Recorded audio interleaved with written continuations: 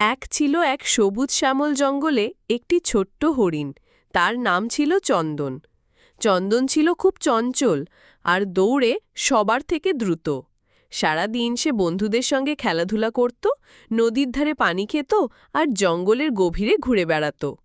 একদিন চন্দন জঙ্গলের বাইরে মাঠে চলে গেল। সেখানে সে দেখতে পেল ঘাস খুব নরম আর মিষ্টি। খেতে খেতে সে দূরে চলে গেল আর খেয়াল করল না যে শিকারি কাছে লুকিয়ে আছে। শিকারি জাল ফেলল আর মুহূর্তের মধ্যেই চন্দন আটকে গেল। চন্দন ভয় পেয়ে গেল, কিন্তু তখনই মনে পড়ল তার শিয়াল বন্ধু একবার বলেছিল, বিপদে মাথা ঠান্ডা রাখো।